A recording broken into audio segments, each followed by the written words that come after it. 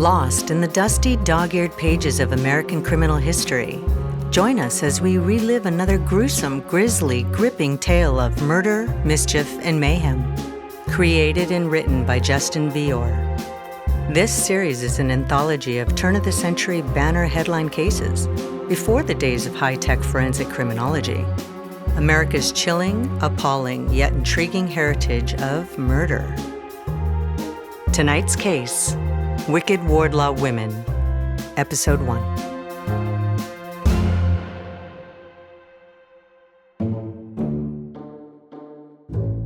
Come in. I've been expecting you. Welcome to my study. Every man needs his own personal library at my age. The public ones are crowded with talkative teenagers and the homeless and those shushing librarians. Not to fear, I'm not a shusher myself. I hope it's not anachronistic of me, but you won't find an iPad or electronic thingamajig in here. Just books. Old books. Piles and stacks and shelves worth. Musty, leather-bound tomes that collect dust. Gives my cleaning lady something to do. Please, sit. Yes, move that pile of books and, take it. Take a load off. Get comfortable. Well, I suppose you've come for a story. And you know I don't do fairy tales or bedtime stories. American history is so much more unsettling. Ah, yes. Here's one. Quite a creepy little yarn. True and factual, I don't do fiction. One of my favorites, the Wicked Wardlaw Women, known as the Sisters in Black, and the mysterious death of Ocey Snead, a sordid family affair that came to light in the year 1909 in East Orange, New Jersey. Throughout history, the male of our species has gained the reputation for being the brute killer, the ruthless and violent sex of the human race. But sometimes women, the so-called fair sex, can be just as nasty, vicious, and deadly. Take Winnie Ruth Judd, famed steamer trunk murderess, gangster Kate Maul Barker, or the Charles Cobb poisoning case, in which Mrs. Kate Cobb claimed she bought those 6 ounces of arsenic, 13 grams of morphine, and 10 grams of strychnine for, quote, medicinal purposes. Anything you say, Mrs. Cobb. But let's get on to business at hand in the matter of 3 geriatric ghouls who haunted the precincts of East Orange, New Jersey. Wearing black mourning weeds, the Wardlaw sisters. Prim and proper spinster, Miss Virginia Wardlaw, her sister Mary Wardlaw Snead, and the apparent ringleader of the creepy clan, Caroline Wardlaw Martin, described as a large woman possessing what the press of the day called stark and hypnotic eyes. Are you getting goosebumps? These 3 lovelies were the guardians of the young and beautiful Ocey Snead, a girl in her early 20s. Sounds a bit like Cinderella and her old homely stepsisters. Now, Ocey, her Christian name was Bessie, was the daughter of one of the Wardlaw women and the daughter-in-law of another. Figure that one out. And I guess you'd have to say their guardianship of the girl was, well, an utter and tragic failure. Because on the morning of Monday, November 29, 1909, Ocey Snead was found drowned and dead in the bathtub of a rundown flat at number 89 North 14th Street in the city of East Orange on a chilly November morning. A woman's voice over the telephone line brought out the local constabulary to investigate. East Orange Police Station, Desk Sergeant Mills on the line. What's the nature of your distress? The reference distress would become the burden of the police and everyone else in the community. For on the other end of the line was Virginia Wardlaw, donning her mourning weeds and veil, even for a telephone call. Please dispatch a constable to number 89 North 14th Street of this municipality. State your name, madam, and please raise your voice. I can barely make you out. My name is Miss Virginia Wardlaw. Please send a constable at the earliest convenient moment. And the nature of your distress? There's been an unfortunate accident involving a family member. The nature of the accident, Miss Wardlaw? Death. Death? A homicide? Who's expired? A niece. What is the name of your niece, Miss Wardlaw? Miss Wardlaw, are you still on the line? Her name, please. Snead. Miss Ocey Snead. Please dispatch a constable to the stated address when convenient. Goodbye. When convenient. I like that. Miss Wardlaw? Hello, Miss Wardlaw! Picture it, the old crone, calm and collected there in the grubby first-floor parlor of a rundown residential structure. While up the rickety staircase of the dark, disheveled abode, we come upon the bathroom door ajar, and opening it gently on its creaky hinges, notice in the dim rays of the morning sun streaming through a high window an arm, wet and dangling over the side of a porcelain bear-clawed tub half-filled with tepid water. That arm being attached to the emaciated, lifeless body of a beautiful young woman. Deputy County Physician Herbert Simmons and officers of the East Orange Constabulary, along with Police Chief Bertram Bell, were on the scene a short time later, as the body of the girl was put on a stretcher, brought down the rickety staircase, and taken from the premises. Careful on the stairs, fellows. Some of the boards are loose. Be gentle with the girl. This house should be condemned. Dr. Simmons, your assessment. Of the house? It's falling apart. Not the house, Simmons. The deceased. Oh, yes. She's been dead at least 24 hours, perhaps longer. You say the phone call was placed just this morning. Terribly emaciated. Appears to have starved herself. Why would a young woman starve herself? Why would she be living in a crumbling rack and ruin of a house like this? My men found this letter of suicide, apparent suicide, I should say, pinned to the pile of her clothing. Accompany me, please, Doctor. Let us speak to the old woman. Chief Bell and Physician Simmons went upstairs to elicit an explanation with the woman who had placed a strange telephone call that morning. The expired girl's spinster aunt, Miss Virginia Wardlaw, who was dressed in heavy black mourning weeds, perhaps in anticipation of her poor niece's sad fate. I drew my niece's bathwater Sunday afternoon before leaving our home to attend business errands. I returned in the early evening at the hour of 8 and retired directly to my quarters.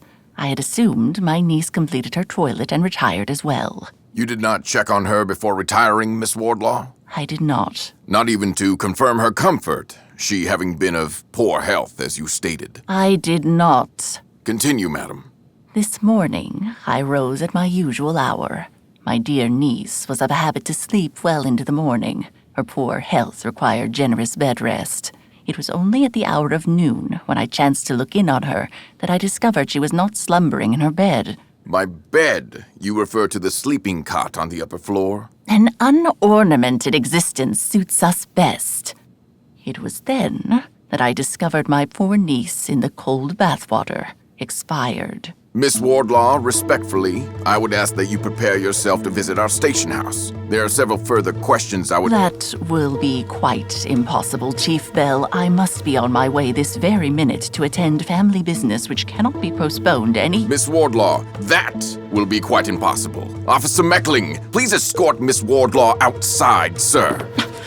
I protest, sir. I shall not be importuned in such a manner. Meckling! Belligerent old biddy, that Virginia Wardlaw, and she wasn't any more congenial or cooperative when the chief got her downtown to the East Orange police station. Dr. Simmons, she asserts the girl's death was the result of a lengthy illness and despondency while in her family's care. Could this be so? From the state of the flat and of the body, I question, Chief, whether care is a fitting word for the situation.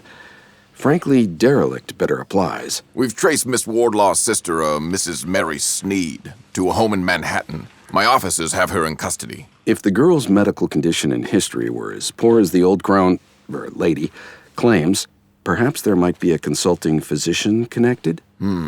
Quite. I can't imagine the old crone, Miss Wardlaw, was any too happy with what the chief and doctor were implying moments later when they spoke with her through her ghoulish black veils.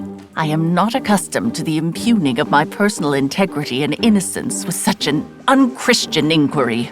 Miss Wardlaw, you've met our every question regarding the death of your niece with an evasion. You've given no information of consequence. I must ask you now, madam, do you wish the presence of a legal counselor? Long-suffering innocence needs no such device. Meaning? Meaning I am completely guiltless. I'll take that as a declination. Should have lawyered up, Virginia. She was one tough cookie. A moment later, the chief and doctor happened to glance out the interrogation room doorway and see another old woman in black mourning weeds being brought in and processed at the station's check-in desk. Mrs. Mary Wardlaw Snead. The situation was becoming ever more peculiar. This was going to make headlines in the local press. Spinster woman held in bathtub murder! Beautiful girl found dead in her cold bathwater. Not a stitch of clothing on her. Extra! Nudity always excites prurient public interest. Not long after, Police Chief Bell met with the personal physician who had attended Ocey Snead prior to her strange demise, a Dr. William Pettit. The oddest circumstance of all, Chief Bell, was that the women seemed to be doing everything in their power to undermine the health of the girl, frail as it obviously was. You refer to Miss Wardlaw and Mrs. Snead, is that correct, Doctor? Yes. Every instruction I left for the care of Miss Snead was neglected. In fact, the exact actions I forbade them to take were executed. Odd women. Very curious. You were the decedent's attending physician for what period of time, Dr. Pettit? Perhaps 3 months. I retired from her case due to the behavior of the Wardlaws. Very curious. Did you ever visit your patient in the house on North 14th Street? House? More of a hovel. But yes, I did. In fact, the 2 women you have in custody now were there in the bedroom with me and the prostrate girl. Wouldn't leave us alone. Very curious. I remember the experience well. Yes, very curious indeed. As would any physician or any human being with a mote of compassion and concern be. Dr. Pettit was mortified at the deplorable state of his patient at the house on 14th Street months prior. My God, this girl is hungry. All she needs is food. Oh, eats. That's all she ever does. Apparently, madam, not enough. For heaven's sake, feed her. Naturally, Chief, when I learned in the press of the girl's demise, I immediately came forth. And another odd circumstance in the matter. On more than one occasion, the Wardlaws tried to persuade me to convince Miss Snead that she was soon to die, and that she ought to have her legal will and testament drawn. And the state of her health at this time? Oh, the girl was well into the latter stages of her condition. I believe several weeks before the infant was born. Infant? Yes. I referred the Wardlaws to a midwife of my acquaintance. Very competent woman, Elizabeth Mogg. Most helpful. Thank you, Dr. Pettit. Chief Bell's next move was clear. His curiosity piqued. He sent for midwife Miss Elizabeth Mogg. Oh, yes, indeed, Chief. It was heart-wrenching. Whenever I was near, the poor thing clung to my hand and squeezed it like a fearful child. She seemed as if she wanted to tell me something, but did not dare, as one of those women in black was nearby within earshot at all times. She was suffering through the early stages. Pale and ill she was, and those awful women forever hovering in the doorway. I remember it plain as the day. Miss Wardlaw, Mrs. Snead, I'm afraid I must insist you leave the room at this time. My niece needs the comfort of her family around her, Miss Mogg. No, Miss Wardlaw, your niece needs privacy. Your presence is a distraction both to her and to myself. Now please, retire. Miss Mogg continued her interview with Chief Bell. They moved down the hall some steps, and I closed the door. But as soon as I returned to the girl, the door was gently pushed open again, and there they were, listening. Then a third one of them appeared. Tall, large. Truly, she unnerved me. After the birth, Miss Snead did not want me to leave, but the women insisted. Sadly, I never saw the poor girl again. And the infant? A boy, beautiful and healthy. Surprising, given the poor state of the mother. I'm unaware what became of the child. What did become of the child? A day later, Virginia Wardlaw, cold as incarnate, paid a visit to the nearby St. Christopher Street Hospital, clad in her black mourning dress and carrying in her arms a blanketed bundle which she handed to a bewildered nurse without a word, then furtively turned and fled the premises in the waning light of dusk. With the information obtained from the midwife, Chief Bell had another go at the 2 shifty crones in custody, Miss Wardlaw and a very rational-sounding Mrs. Snead. Chief Bell, it would behoove you to examine and credit the obvious. Ocey was my niece and daughter-in-law. My sister Virginia assisted me in the care of the sickly girl's frail health. Why would I wish the beloved girl ill? Our utmost was done in the cause of her care and comfort, but we had not the power to give her health. It seems, Chief Bell, that your constables are determined to suspect the innocent reputations of two upstanding citizens for circumstances that were in God's hands and far removed from our control. In this circumstance, Miss Wardlaw, control is perhaps the appropriate choice of word. Please explain to me, if you would, the need for having taken out insurance policies in the sum of over $32,000. The total of the ones we've learned of thus far. On the life of your niece, Ocey, Miss Wardlaw, your beloved daughter by marriage, Mrs. Snead, devoted to the girl, or to the $30,000? How dare you, sir? $5,000 of which has apparently been borrowed against for the benefit of others besides Miss Snead. Our good names, our very reputations, have never been so savagely impugned. If true, it was a grossly neglectful oversight. And one further question, ladies. We've a report of another family member involved in the matter of the deceased girl. A heavy woman clad in black. That taste in odd or rather striking attire seems to run in the family. Reportedly, she has several missing teeth and a rather penetrating gaze to her. Is this description similar to any member of your family? Perhaps a name listed as a co-beneficiary on the insurance policy? Another sister?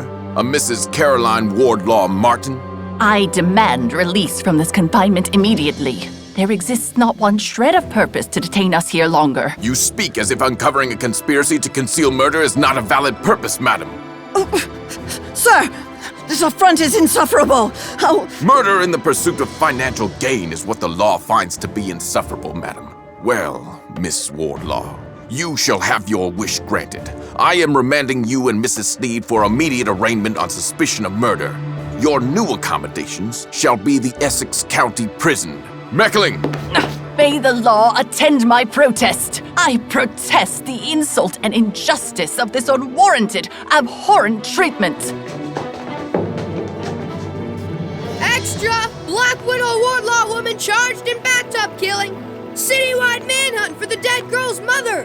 Girl was found nude. That boy knows how to sell newspapers. And Chief Bell knew how to stay on the trail. The next meeting in his office was with Julius Caraba, attorney at law. The good counselor wasn't there to defend the Wardlaw women, however. Quite the opposite. Chief, only 2 of the women attended the appointment in my office that morning. Miss Wardlaw, the one you have in custody, and another one, Miss Caroline Wardlaw. Very large. Intimidating, I'd say. Her eyes were... This was the first of your acquaintance with the Wardlaws? Hardly an acquaintance. But yes, actually, I'll never forget the experience. They came to my law office in Brooklyn in the summer of last year. My secretary crossed paths with the ladies first and alerted me.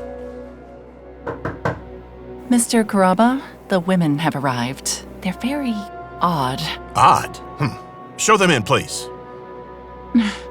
Ladies. Good day, ladies. I'm Mr. Caraba. Please make yourselves comfortable. That sound is the rustle of their black mourning garb. Being away from the outdoor sunlight now, ladies, would you care to remove your veils? I always like to meet prospective clients face to... Sir, we come to you for assistance with a private matter. Of course, Mrs. Martin. Matters divulged here are held in the strictest confidence, dear ladies. Rest assured. The matter concerns my daughter, Mrs. Ocey Snead, a girl in failing health and too ill to attend this meeting. Her husband is deceased, as is her father, who left to my daughter a beneficence of several property holdings. Virginia, please. My niece Ocey's death is expected rather confidently in the not-distant future due to her failing constitution. We require your services in drawing up my daughter's legal will, as I will direct to you, for the disposition of her pecuniary assets. For this, we will offer you the proceeds of a substantial insurance policy on the life of my niece, whose departure from this world is, as I said, confidently expected. Why, ladies, may I ask, is the girl in question unable to direct the disposition of her property in the event of her passing? Because my daughter is ill, Mr. Caraba, incapacitated to the task of any matter of consequence, I shall act as her conscience in the affair. And for my complicity in this matter, you propose to recompense my services with payment of an insurance policy post-mortem. Ladies, this arrangement, the entire matter for that, seems highly irregular to say the least. Forgive me, ladies. I mean no disrespect to your sensibilities, but I am accustomed to seeing the faces of those I am dealing with. If the veils, if you would. Oh my! Chief, I explained to the Wardlaws the legal improprieties of honoring their request without the consultation and participation of Miss Snead. They were displeased with my position. However, they eventually consented to an interview between myself and the young woman. About 6 months past now, accompanied by my legal associate, Mr. Schwartzman, I kept an early evening engagement at the Wardlaw flat on North 14th Street here in town. Again, the women, 3 of them this time, refused to see us until they had donned heavy black mourning veils. We were shown to an upper floor and into a rather dank bedchamber, in a state of keep as depressed, even derelict, as the rest of the flat. It was there we found the young woman, Miss Snead, sitting on a bare cot and wearing a shabby, unclean nightgown. 2 women, Virginia Wardlaw and another, hovered continually over the situation. At no time were we able to learn from Miss Snead anything about herself. Every question posed was instead answered by one of the women in black. Good day, Miss Snead. This is my associate, Mr. Schwartzman. A pleasure to make your acquaintance. My niece would prefer to keep this meeting as brief as possible, Mr. Caraba. Please press on. Certainly, Miss Wardlaw. Miss Snead, truly, you do look quite pale. May I ask, are you now placed under a physician's care? Certainly. My niece has been provided the best professional attention. May I inquire as to the nature of your ill health, Miss Snead? She's very ill, sir. A prolonged illness. The outlook for recovery is grim. Miss Snead, according to your relatives, you hold title to several land holdings of value, both in this state and in Kentucky. Is that correct? Yes, left to her by her father and her husband, deceased. Yes. Miss Snead, you're still a very young woman. Is the state of your health so poor as to necessitate such a process as a final will and testament? My niece is very sick and... Pardon me, madam. I was not addressing you, nor your sister, Miss Wardlaw. I was addressing Miss Snead. She is the subject of concern in this moment, is she not? Miss Snead, you are among friends. Can you speak to us? You're yet a young girl with a long lifetime ahead.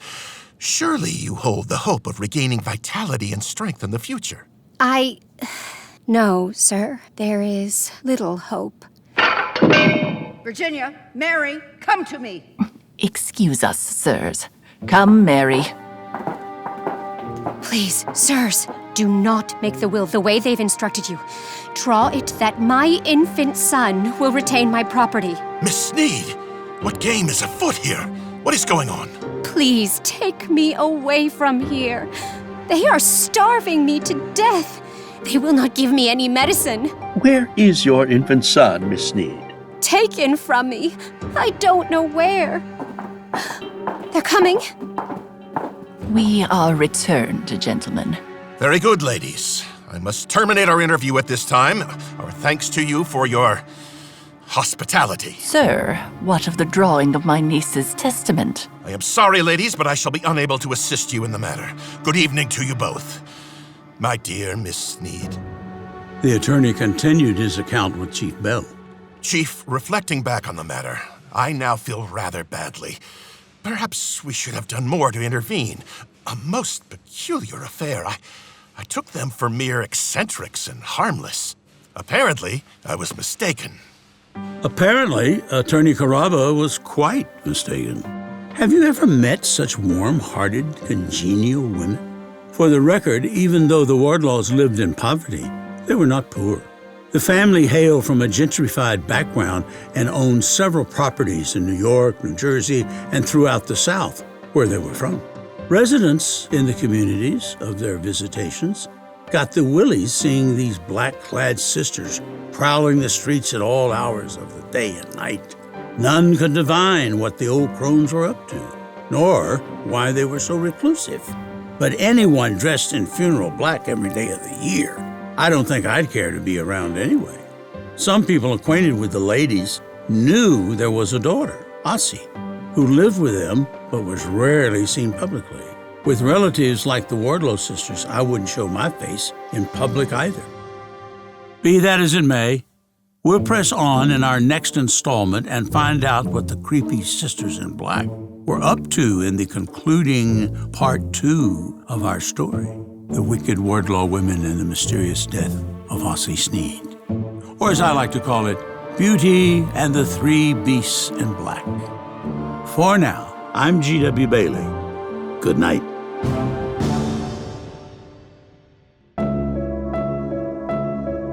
Murder, Mischief, and Mayhem is an anthology of our rich American heritage of scandal, mystery, and murder, revived from the faded pages of history. You can find Murder, Mischief, and Mayhem wherever you listen to your podcasts. Created and written by Justin Vior. Directed by Ken Yaz. Narrated by G.W. Bailey. Produced by Ed Adler and Ken Yaz. Sound design and music score by Ray Soldick. Casting by The Voice Caster. Script supervision by Stephen Glennon and Maria Norris. This podcast is dedicated to the memory and inspiration of Dr. W. Keith Krause.